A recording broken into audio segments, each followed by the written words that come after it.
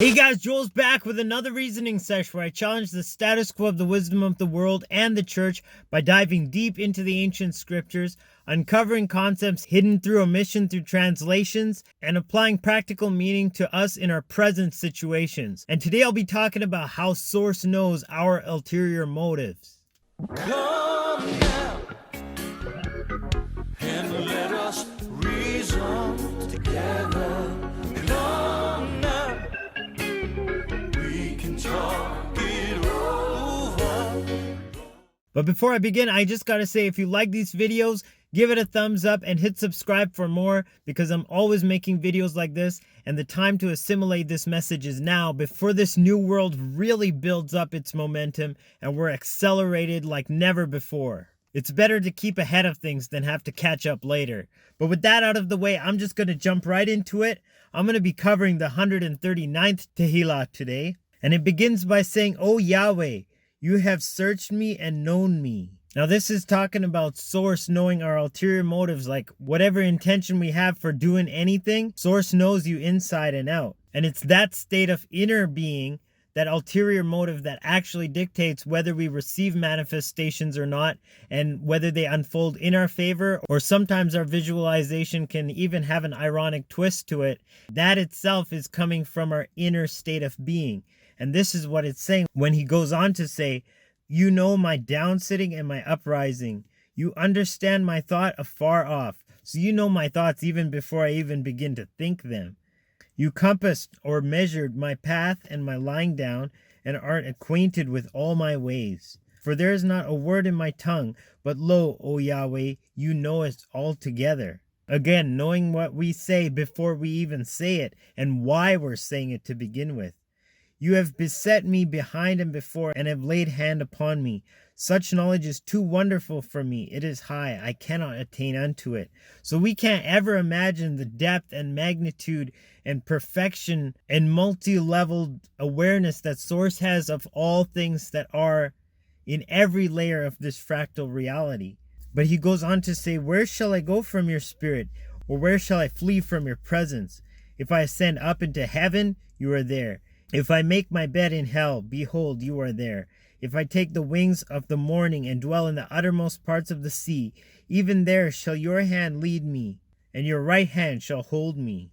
So it's like no matter where you go in physical reality, even outside physical reality, all of creation emanates from this divine principle. And when you realize that, there's really nowhere you can go to be outside of that except in non-existence. That's the only way to get out of existence. But the soul exists forever, because the soul is the fractal of that which continues in eternity, Yahweh, and that is the breath of Elohim that creates us as alive. So that breath itself can never cease to exist, and that itself means that we will always exist. We, as fractal aspects of all that is, manifest in our little fractal environment of reality. That observer of this perspective, that observer will continue on in eternity, and that is what is called the immortal soul. But then he goes on to say, "If I say, surely the darkness shall cover me, even the night shall be light about me. Yea, the darkness hides not from you, but the night shines as the day. The darkness and the light are both alike to you, because both come out of that same source. For you have possessed my reins, you have covered me in my mother's womb.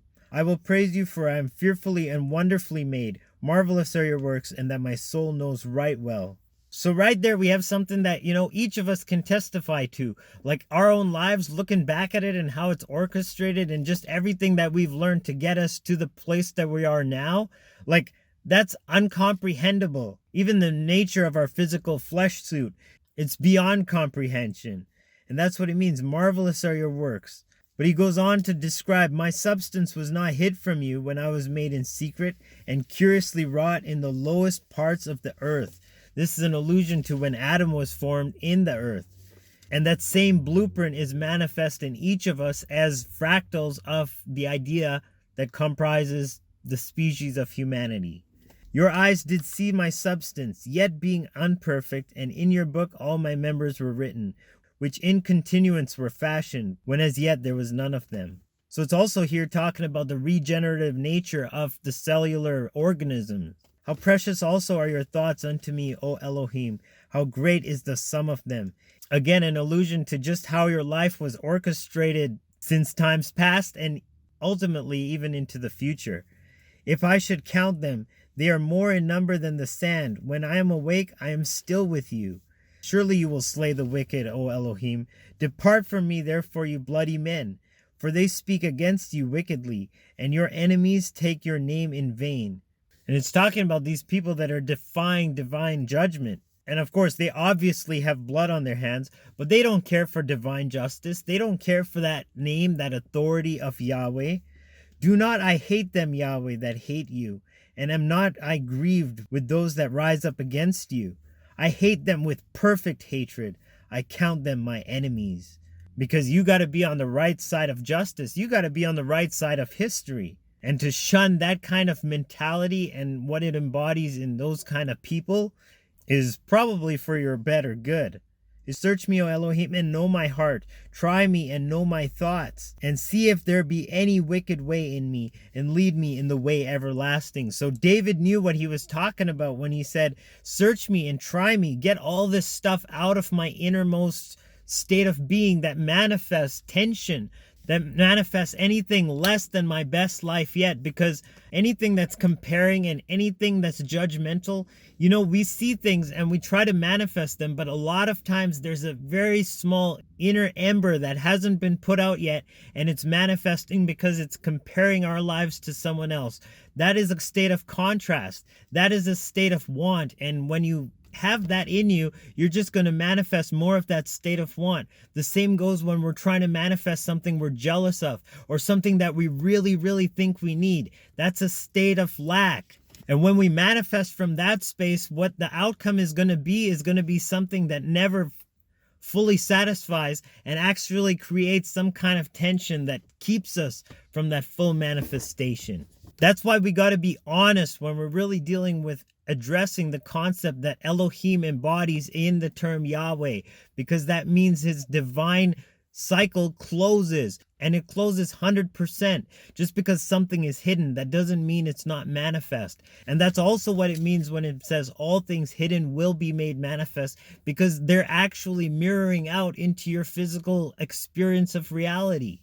You know, it also reminds me of passages in the oracles of Irmiyahu where he says, Yahweh's talking, for my eyes are upon all their ways. They are not hid from my face, neither is their iniquity hid from my eyes. You know, he further goes on to say the heart is deceitful above all things and desperately wicked. Who can know it?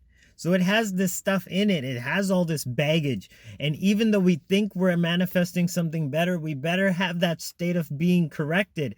Because if there's any aspect of that contrast in jealousy or in want, that's just what's going to continue to manifest. We already have to come from that state of it being fulfilled. What is it going to be like when it's fulfilled and there's enough to go around? I don't want something because someone else wants it. I want to be at one with all that is, at shalom, at peace, at wholeness, and at harmony. You know, but he goes on to say, I, Yahweh, search the heart. I try the reins, even to give every man according to his ways and according to the fruit of his doings. So source is just. Source is not skimping on anybody. And when we really understand that that inner state of being is what manifests how something unfolds, we can really hone it and really tap into the fountain of life, tap into the true love. And from that love, we can manifest from a place of love, because our egos can't do it. It's only the love of Christ that's shed abroad in our hearts that can change us from that inside out state of being into a physical experience of that. So it takes really being honest with ourselves and really doing that inner work, really digging out the dirt and analyzing the state of being from where we're actually trying to manifest something, or we're actually trying to pray for something to come about. Are we praying with the conviction that it's already a done deal, or are we praying with a conviction that maybe it might happen, maybe it won't, I don't know. What if this is that? Then you're just going to create more what ifs to worry about. So quit it and really get on side with knowing who you are and manifesting that which you've come here to be. So I love you guys. I'll check you in another reasoning sesh. Joel signing out once again. Agape. Salaam. Namaste. Shalom.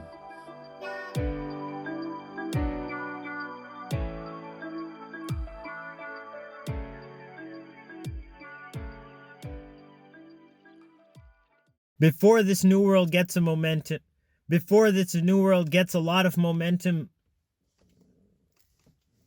before this new world really builds up its momentum, before this new world really builds up its momentum